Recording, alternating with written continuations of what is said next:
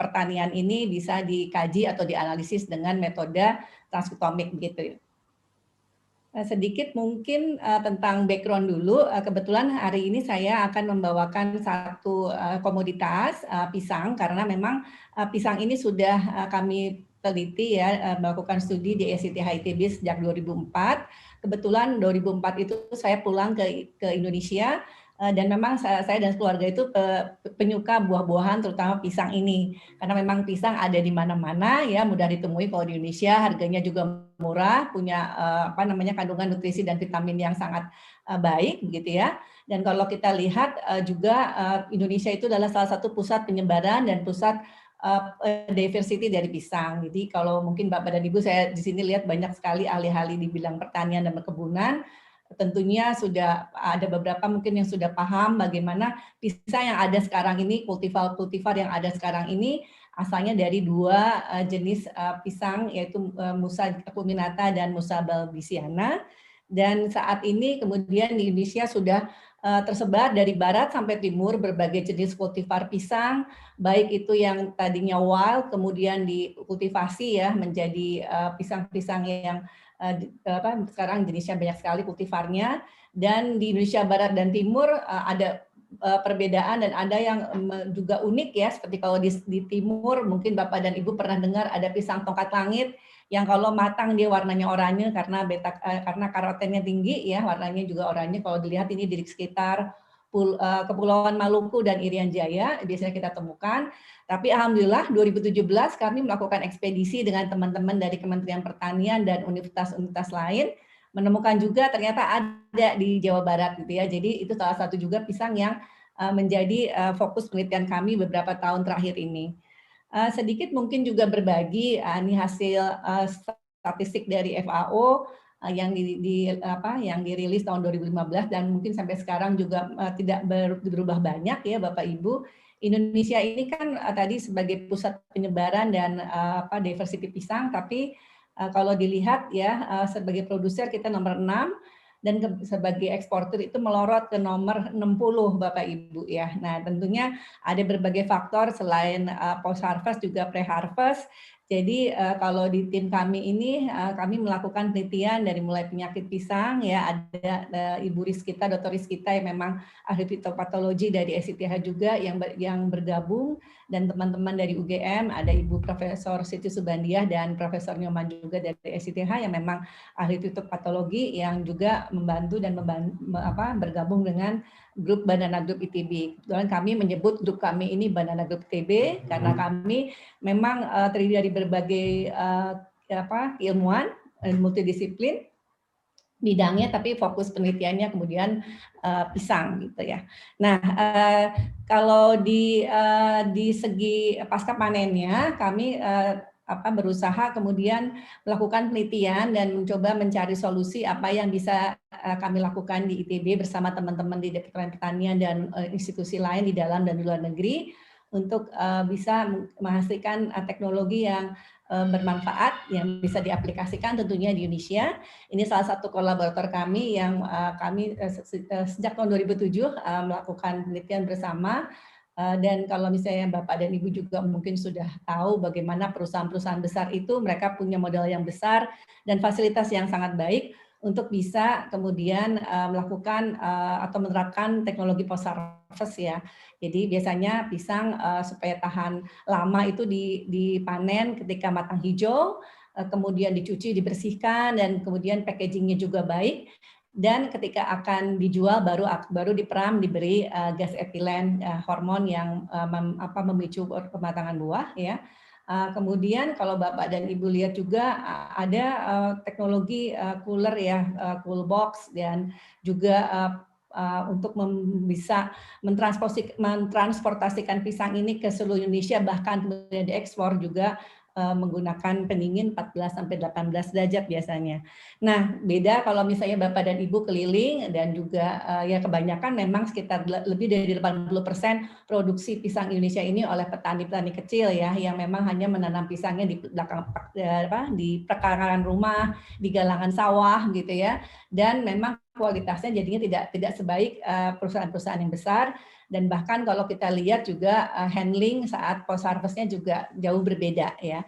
Makanya ketika saya dihubungi oleh salah satu kolaborator di Bandung, kebetulan banyak perusahaan bakery ya Bapak Ibu ya. Mereka menggunakan pisang sebagai salah satu bahan baku untuk kue-kue seperti molen Bandung kan beken banget.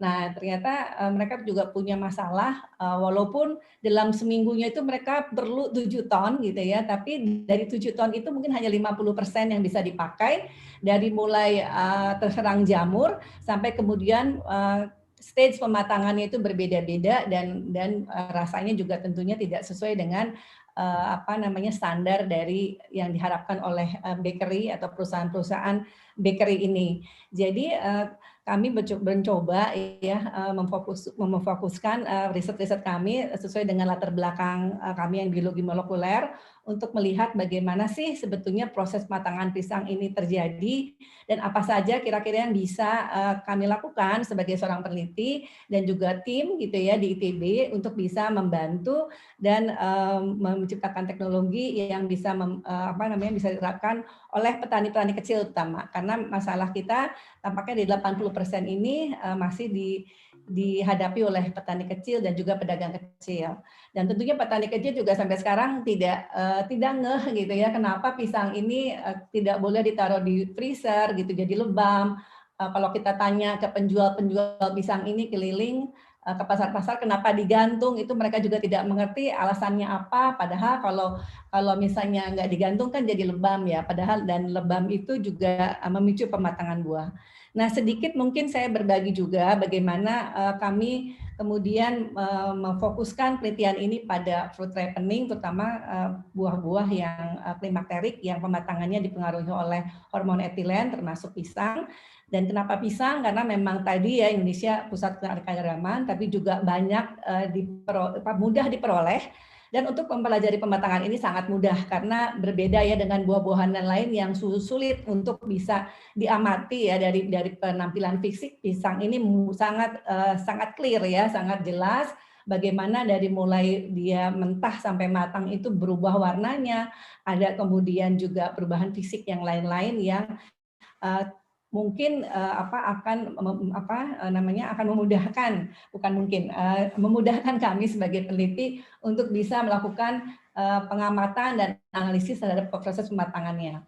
Nah, sejak 2004 kami fokus melakukan penelitian pada 2 enzim ya, karena saat itu belum booming big data analisis dan untargeted genes. Jadi kami fokus di 2 gene family ini yang memang berperan pada pematangan buah, terutama karena berperan langsung pada sintesis bioetilen ya, hormon etilen.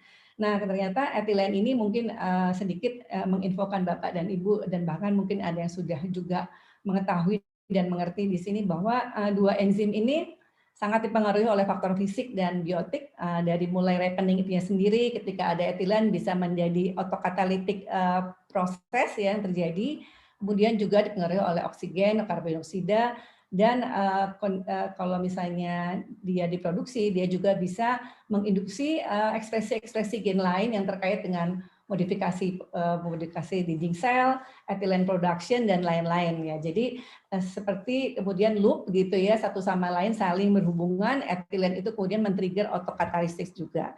Nah, berdasarkan hal ini kemudian kami mencoba melakukan eksplorasi berbagai bahan alam ya yang ada di sekitar kita di Indonesia yang kira-kira bisa meregulasi atau mengatur atau meredam ya pematangan buah ini dengan kita bisa mengatur bagaimana oksigen atau karbon dioksida di lingkungannya atau bagaimana etilen ini supaya produksinya bisa dihambat gitu.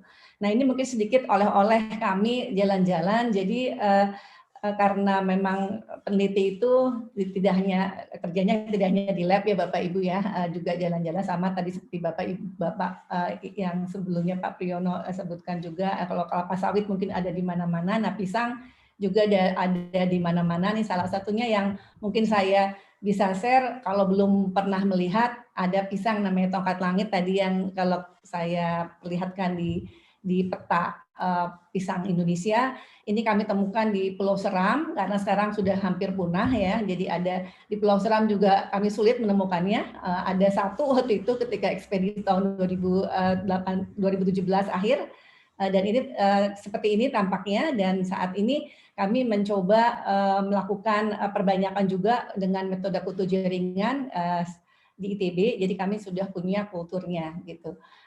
Kalau yang sebelahnya itu pisang Cavendish kerdil yang kami temukan di Raja Ampat di Papua. Nah, sedikit tentang background penelitian kami. Kalau misalnya tadi kita lihat pisang itu ada di mana-mana di Indonesia, tapi kalau juga kita lihat ada banyak masalah, tidak hanya pre-harvest tapi post-harvest. Dan juga kenapa kita menjadi eksportir yang nomor 60 gitu ya dibanding negara-negara lain yang bukan produsen yang terbesar. Nah, kalau misalnya logikanya sih ya, kalau misalnya pisang dikirim ke tidak hanya dari satu pulau ke pulau lain, tapi dari satu negara ke negara lain, tentunya butuh handling yang baik ya. Lalu juga kita juga perlu memperhitungkan bagaimana kemudian proses pematangannya itu bisa dihambat.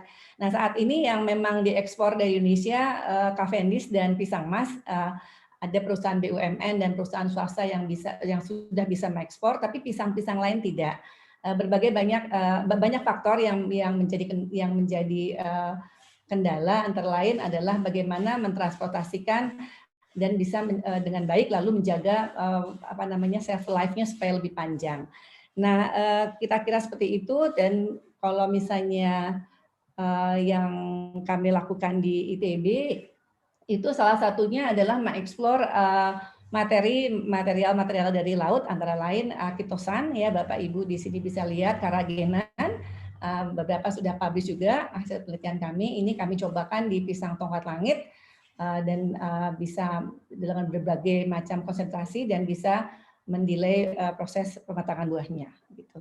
Nah, kalau misalnya dari laut, ini contohnya dari darat. Nah, kalau dari darat, Bapak dan Ibu juga mungkin sudah biasa ya melihat bagaimana pisang ini kalau dibawa oleh penjual keliling itu menggunakan bambu dan kayu. Nah, kami terinspirasi menggunakan bahan-bahan material yang ada di sekitar kita, tapi di touch up oleh teman-teman dari desain produk ITB. Mereka memang bidangnya di sana, membuat desain bagaimana fruit storage chamber untuk petani skala kecil ya, penjual skala kecil di warung-warung dan kemudian di penjaga keliling. Tapi tentunya bukan hanya bambu yang kami propose untuk penelitian ini. Salah satunya tadi Pak Riza sudah menjelaskan juga bahwa kami sudah punya satu paten terdaftar. Jadi kami tambahkan satu material titanium oksida di dalam chamber ini yang bisa mendegradasi etilen. Jadi dikombinasi antara bambu dengan material kimia yang bisa mendegradasi hormon etilen. Nah, ini prototipenya kebetulan memang kami didanai oleh ITB sendiri dan juga Ristek Dikti untuk bisa memproduksi alat ini gitu ya. Dan ini selain tadi dari laut, darat, kami juga kebetulan mendapat kesempatan untuk bisa bekerjasama dengan Space Agency di Indonesia dan di Jepang, JAXA dan LAPAN, untuk bisa melakukan simulasi bagaimana kondisi space ini atau microgravity ini bisa memperlambat pematangan buah atau apakah mempengaruhi proses pematangan buah. Nah, sebelum kesampaian mengirimkan pisang Indonesia ke luar angkasa, alhamdulillah tahun 2011 kami sudah mengirimkan biji tomat Indonesia ke luar angkasa dan lihat bagaimana efek dari microgravity ini terhadap pertumbuhannya. Nah, kalau pisang ini sampai sekarang belum tercapai ya Bapak Ibu mengirimkan ke luar angkasa karena terus terang sejak 2007 walaupun kami sudah memberikan proposal dan melakukan simulasi darat ya, untuk melakukan simulasi darat ini juga luar biasa effortnya karena memang di Indonesia space biology ini belum berkembang. 30 tahun lalu sejak Ibu Pratiwi pergi ke luar angkasa menjadi astronot pertama itu sudah ada sebetulnya penelitian calon-calon penelitian space biology Indonesia, tapi karena terkendala waktu itu challenger-nya meledak ya, jadi belum sempat penelitian Indonesia itu mengangkasa. Nah, untuk pisang ini kami melakukan simulasi bersama teman-teman yang bergerak di bidang antariksa, LAPAN dan JAXA di Jepang, menggunakan alat simulasi ini, dan tentunya untuk mensimulasikan ini tidak bisa mendekati 100% ya Bapak Ibu, hanya kemudian kami melakukan simulasi 3 dimensi bagaimana kalau buah ini bergerak dengan tidak punya orientasi gitu ke satu titik, itu seperti apa yang terjadi, dan kami juga mensimulasi kondisi kadar oksigen yang rendah di ruang angkasa dengan memberi chamber kaca. Jadi kalau kita lihat ini simulasi ini, kita bisa lihat alatnya namanya klinosat, kita sebut 3D klinosat atau 3 dimensi klinosat karena bergerak di tiga sumbu. Itu dibanding kontrol perlakuan dengan klinosat ini bisa menghambat pematangan buah ya. Nah, sedikit mungkin karena kita hari ini membicarakan bagaimana kemudian analisis terhadap teknologi post-harvest, saya memberikan satu contoh yang kami sudah lakukan untuk analisis transkriptomik. Kebetulan kami melakukan tadi penyalutan kriptosan untuk beberapa jenis pisang. Ini salah satunya yang memang sudah sampai analisis transkriptomik, itu menggunakan pisang yang Cavendish yang mungkin Bapak dan Ibu familiar ya, sering mungkin mengkonsumsi. Kriptosan ini kenapa kita pakai? Karena karena beberapa alasan, non-toxic, biodegradable, juga punya kemampuan antibakteri, dan ini hasil penelitian dari dua mahasiswa kami S2, satu memang dari Indonesia, saudari Cita, satu lagi memang dari Jepang, orang Jepang, Kana Yamamoto, kebetulan melakukan studi double degree di ITB dan di Osaka University. Jadi ini mereka menggunakan metode ini untuk bisa melihat bagaimana efek dari kriptosan ini, lalu melihat sampai level ekspresi gen. Jadi kalau misalnya kita lihat ada beberapa perlakuan kriptosan dari mulai kontrol, kemudian kita juga menggunakan dalam ukuran nanopartikel, ada juga yang tidak ukurannya nano yang biasa, tapi kemudian kita larutkan dengan range konsentrasi tertentu, dan kami melakukan 1,25% kriptosan ini, dan ternyata pada penelitian kami ini yang adalah yang terbaik. Kalau Bapak dan Ibu bisa melihat di sini bagaimana kriptosan ini bisa menyalut permukaan kulit pisang yang ternyata tidak smooth gitu ya. Lalu kita lihat bagaimana efeknya dari perlakuan kriptosan ini. Ini hasil dari sensory evaluation yang dilakukan oleh panelis. Jadi ternyata panelis juga memilih 1,2% perlakuan kriptosan karena selain rasa, warna, juga overall acceptability-nya juga lebih baik dibanding perlakuan yang lain. Nah, tentunya sebagai seorang molecular biologist, saya juga penasaran ya, apa yang terjadi kalau kita beri kriptosan di level molekulnya. Nah, jadi pada studi omics kami mendapat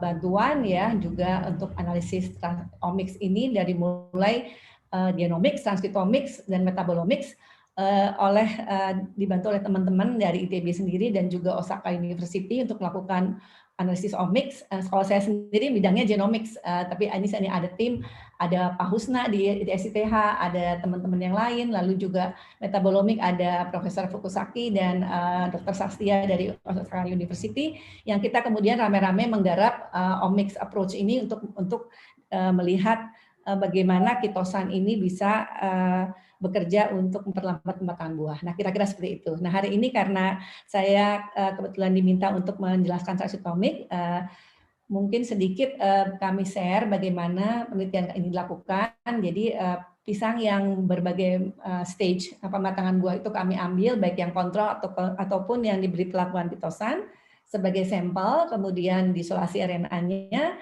dilakukan sequencing untuk melihat bagaimana pola ekspresi gennya.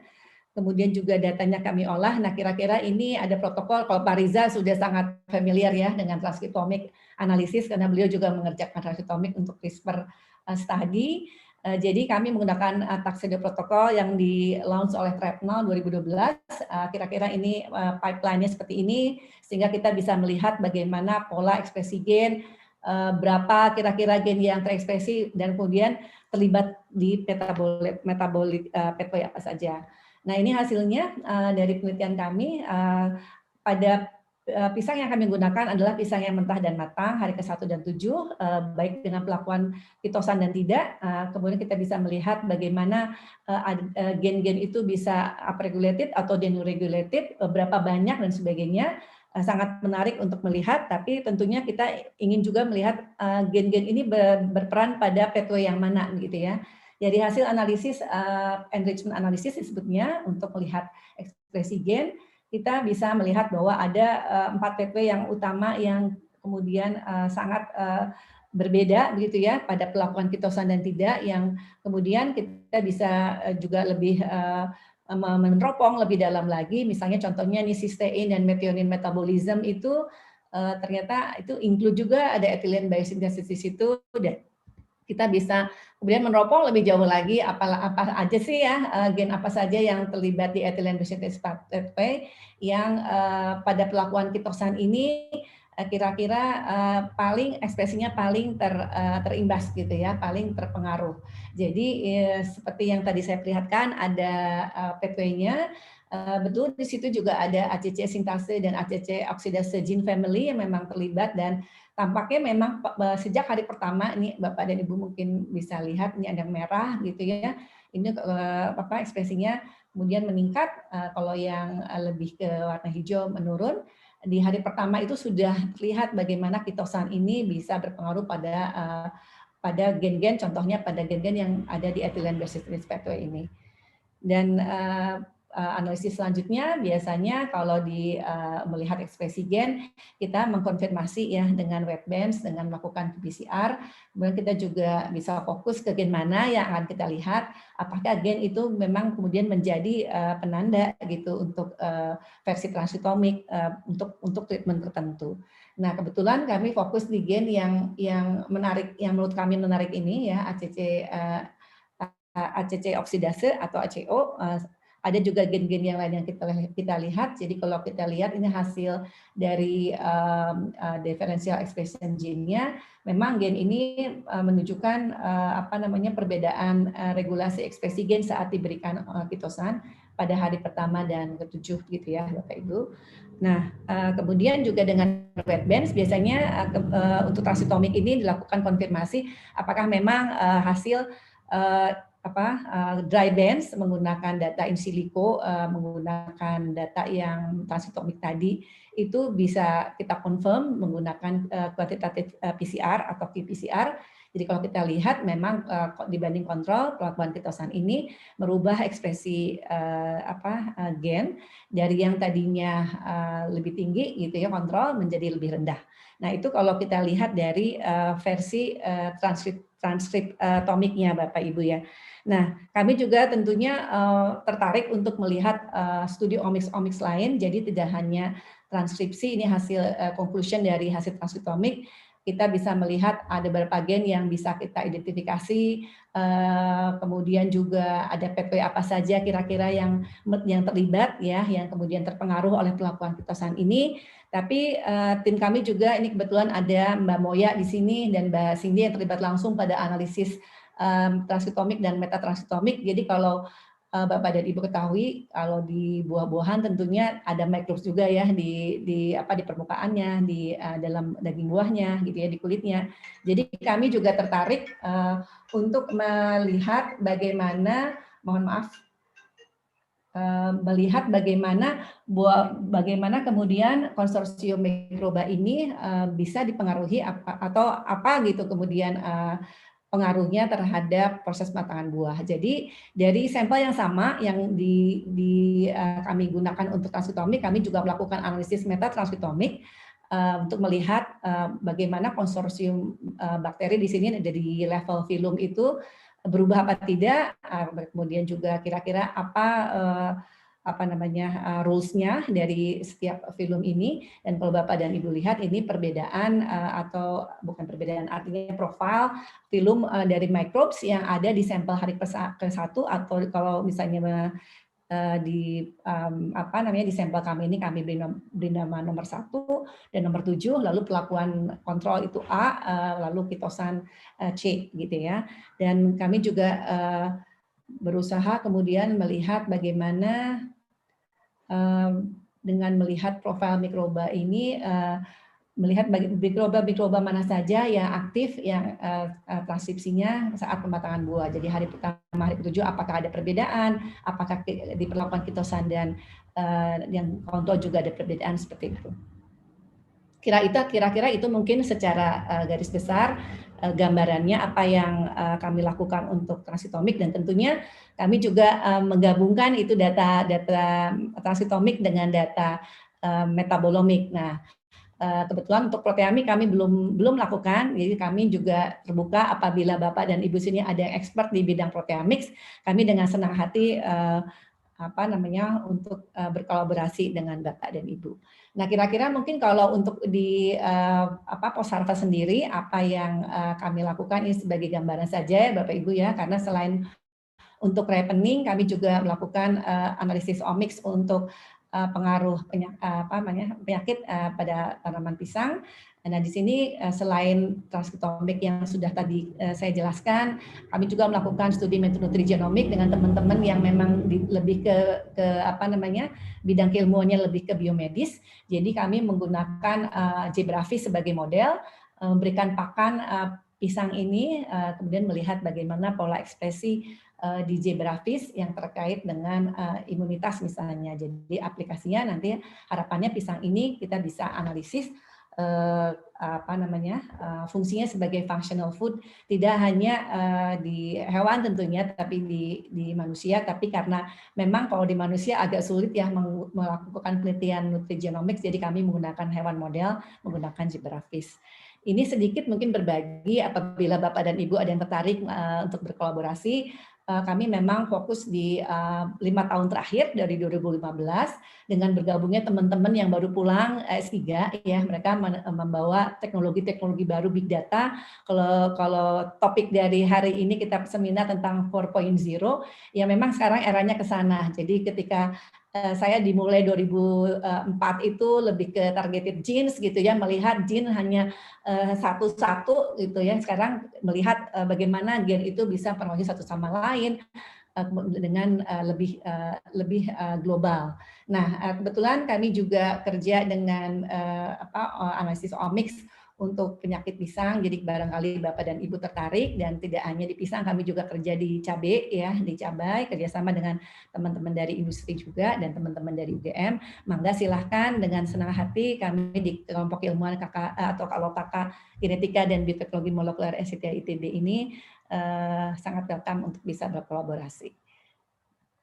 Ini sedikit mungkin memperkenalkan teman-teman, walaupun gambarnya kecil ya Bapak Ibu, waktunya mungkin terbatas. Ini ada teman-teman dari berbagai fakultas karena memang kami multidisiplin ya, ilmuannya, lalu juga ada teman-teman dari luar negeri dan dari dalam negeri institusi yang lain yang bergabung di Banana Group ITB ini. Dan sedikit mungkin saya juga share bagaimana kemudian kami berusaha mengaplikasikan teknologi-teknologi yang kami coba develop di riset grup kami ini untuk mengembangkan Banana Smart Village. Ini salah satu contohnya di Bali, dan kami harapkan juga Banana Smart Village ini tidak hanya kemudian bisa diterapkan di Bali, tapi di daerah-daerah lainnya.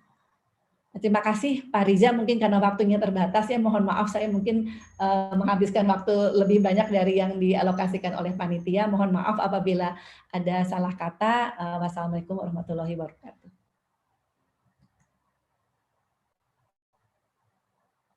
Parahnya, kalau menurut saya sih luar biasa ya, dan waktunya pas kok, tidak melewati apa yang kita berikan. Baik.